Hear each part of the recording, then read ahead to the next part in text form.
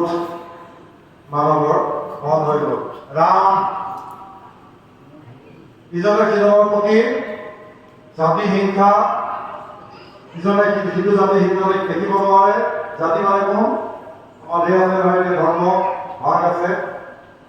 আমাৰ সনাতন ধৰ্মত কৈছে ব্ৰাহ্মণ ক্ষত্ৰিয় বৈশ্য ক্ষুদ্ৰ।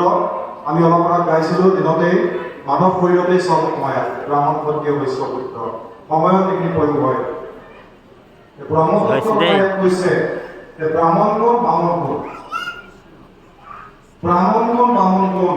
ৰাম শব্দটো আমাৰ বাপে কৰিব অনিতা প্ৰভুৱে তেখেতৰ শ্ৰীমুখে যিখিনি আপোনাৰ সভাগত ক'লে, আমিও খুব বেছি ৰাতি চাগৰটো পৰিপাতি কৰিব নোৱাৰে। ঠাইলৈ আমাক ইয়াৰ পৰাই গাড়ী লৈ পেলাই লৈ যাব আৰু ফুলগুৰিত ৰাইজে বিচাৰিছে। তাৰপিছৰ পৰা মোটামুটি দেখা কৈ আছোঁ 8 তাৰিখৰ পৰা একেবাৰে গোটেই এপ্ৰিল মাহটোৱে আমাৰ প্ৰগ্ৰাম। ঘৰৰ মায়ামো আছে, মায়া মমতা মোহনী বৃন্দাবন জেগা গাই ঘৰত চাই মায়া মমতা মোহনী বৃন্দাই তাতে আমাৰ সকলোকে জীৱাই আছে। তেওঁ পৃথিৱীলৈ আৰু ঘূৰি নাহে, কোনো জীৱই নহয়, চিধাই তেওঁ শ্ৰেষ্ঠ ভগৱতী ভগৱানৰ শ্ৰীচৰণৰ স্থান। এইটোৱে পবিত্ৰ গ্ৰন্থনাই বৰ্তমান, এইটো সঁচা কথা। মৃত্যুৰ আগমত যোনে যিভাৱে মৃত্যু ৰাখে জীৱ ল'বলৈ সঁচা কথা। এতিয়া আই মাতৃ আৰু আমাৰ বাপ প্ৰভুৰ শ্ৰীমুখেৰে একেলগে ভাগৱতৰ কথাবোৰ আলোচনা কৰা হৈছে।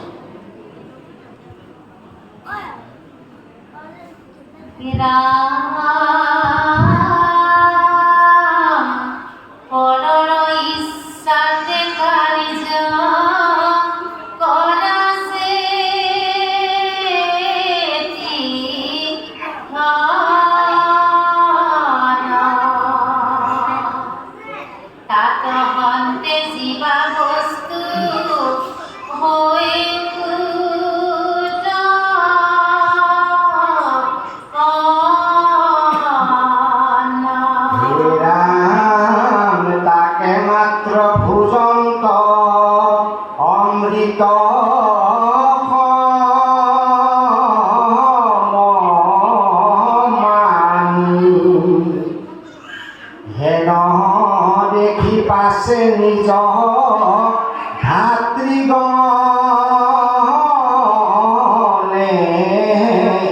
আহি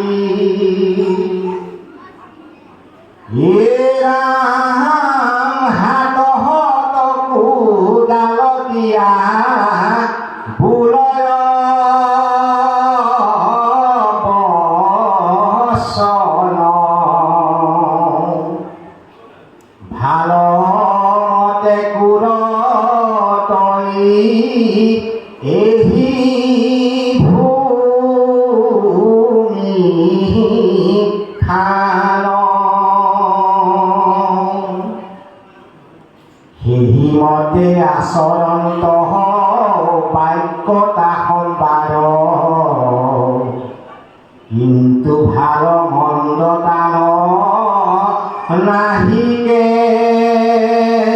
বিচাৰ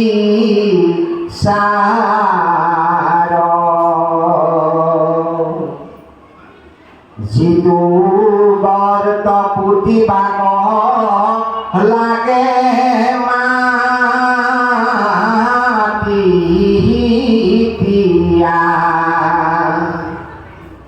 কোদালৰ খাৱে তাক পেলাৱে খানিয়া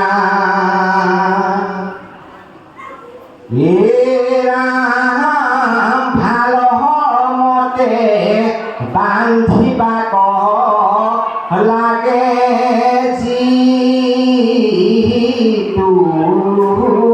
আলি ভূমিৰ লগতে তাক পেলান্ত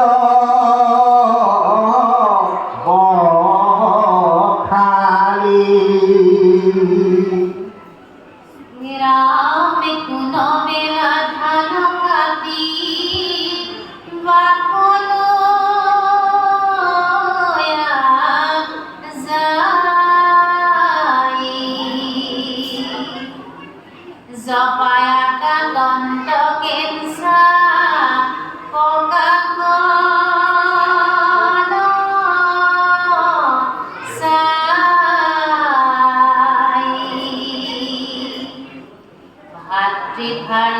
হবে ডাক করে কদর ধন বিহর বাহিরে দেই অপবিত্র এরাম খালি টলা গিয়া থাকে দগ্ধ অন্ন সত তাকে ভঞ্জি ভাগ দেই পুনঃ সময়ত এরাম কোনো বেলায় আনিতে রহ পেরা খলি হাক আধা পুরা করি তাক দেই ভুঞ্জি পাক কোনো বেলা ফুল ঘুরি আধা পিয়া করি মাটি পেলায়া দেই অবহেলা করি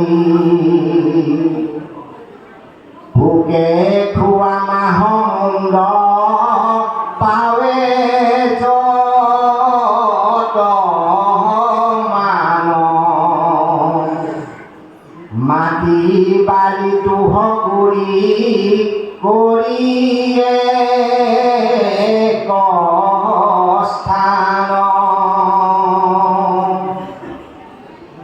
হেৰাম কদাচিত ভুঞ্জিবাক লাগি দেয়ানি